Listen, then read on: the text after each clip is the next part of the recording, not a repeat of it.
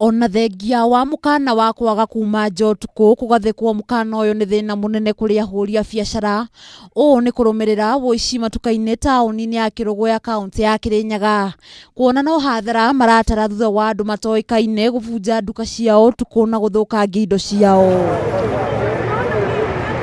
Umwe wa aria mahutitio ni Kirinyaga guthie uria guigite nduka mwena uyu na agatariria uria akorire nduka yake thukangitio mirango kiuria kinene ari no gukorwo utabanitio uici uyu kuona borithi mari utuku oro muthenya. Siku ya Jumapili nilipata nduka yangu imevunjwa.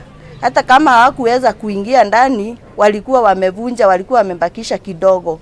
Na swali langu ni kwamba kwani tukienda nyumbani wakati wa curfew kuna watu wanabaki huku wakivunja manduka? Ahuri a biacara guku marekwa no borithi aria mahetwo ruthara wa gukorwo mari utuku maratabanithia uici uyu. Indi twenda kumenya mayandetwo eno kuuma kuri munene wa borithi wa mwena uyu.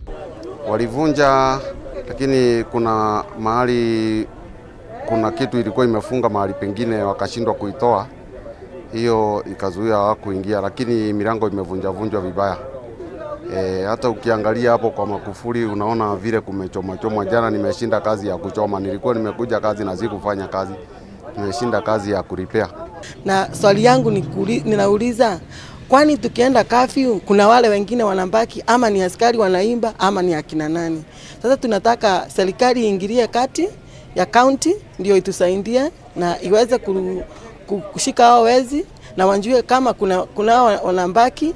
Akiaraniria na ithuĩ na njĩra ya thimũ, munene wa borithi nĩ areganĩte na mĩario ĩyo na kuga nĩ mambĩkĩte uthuthuria wa naihenya nĩguo gwethana na tũrĩa nĩ mĩaya. Handũ-inĩ ha Kameme TV, Nduta wa Nyuthe.